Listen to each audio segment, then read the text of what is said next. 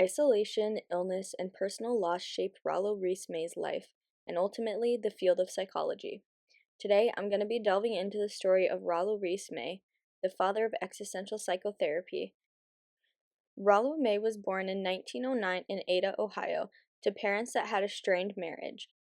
His father traveled often for work while his mother faced significant mental health challenges.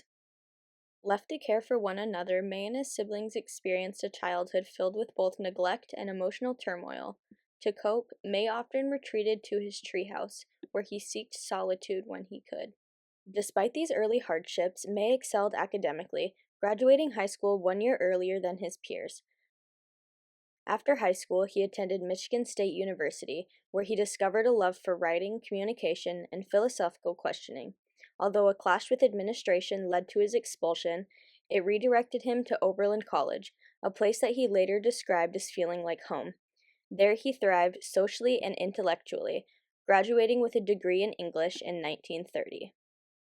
After college, May traveled to Greece to teach at Anatolia College. Loneliness and dissatisfaction with his work led him to spend summers studying in Vienna, where he encountered the ideas of Alfred Adler. This sparked May's growing interest in psychology. Returning to the U.S. to support his family, particularly his sister who struggled with schizophrenia, May began to combine his interests in theology and psychology.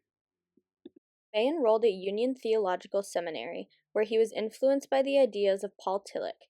This period deepened May's exploration of human freedom, meaning, and struggle, themes that would later define his most memorable works. After earning his divinity degree, he pursued a PhD in clinical psychology at Columbia University, where he published his first book, titled The Art of Counseling, which emphasized authenticity, empathy, and the human connection in therapy. In 1938, May married a woman named Florence, and they had 3 children together. 4 years later, he contracted tuberculosis, spending 18 months recovering in a sanatorium, leaving his wife to care for their children alone. This forced isolation became a pivotal moment in May's life, giving him firsthand insight into anxiety, mortality, and the human search for meaning. During this time, he wrote and reflected deeply, later completing his dissertation on the nature of anxiety, which was published in 1950 as The Meaning of Anxiety. May's early work emphasized that anxiety is not merely a symptom to eliminate, but a natural tension that can spark creativity and growth. He distinguished neurotic anxiety from healthy anxiety, showing how self-awareness can emerge from confronting life's challenges. After earning his PhD in 1949, May continued writing and teaching. His 1953 book, Man's Search for Himself, explored freedom and responsibility, arguing that true freedom involves accepting the consequences of one's choices. Courage, he said, is not the absence of fear, but the willingness to face it, and it is essential for both self-awareness and love.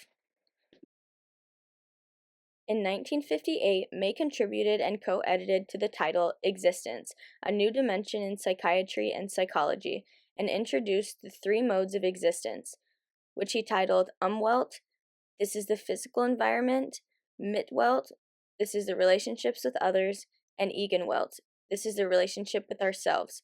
These concepts highlighted the interconnectedness of the human experience. May's 1969 book, Love and Will, examined the separation of love from will in modern society, describing 4 types of love: sex, eros, philia, and agape. He also introduced the concepts of the daimonic, the inner force that can drive either creativity or destruction. In Freedom and Destiny, 1981, May explored the tension between human freedom and life's limitations, showing meaningful choices can exist even within the constraints of mortality and circumstance.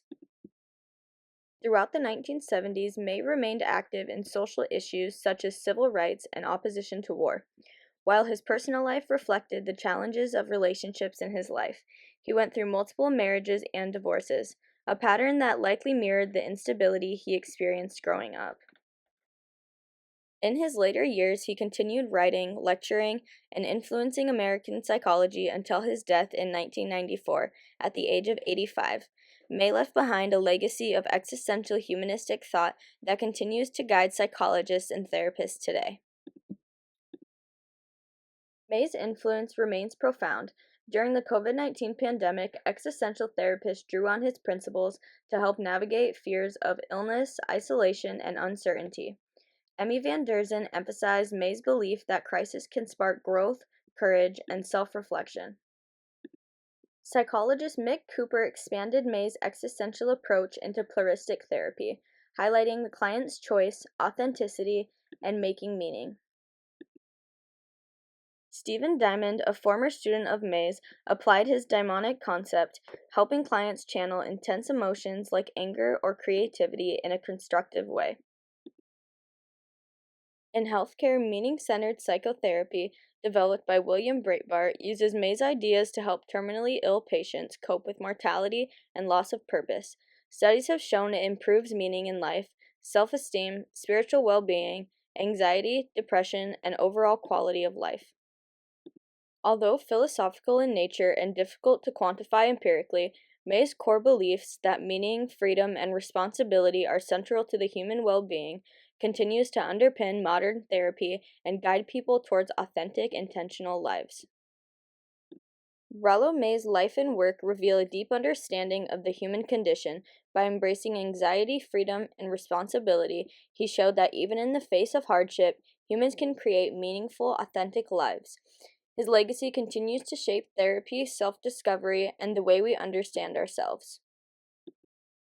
Thank you for watching. I hope you enjoyed this look into the life and legacy of Rollo May.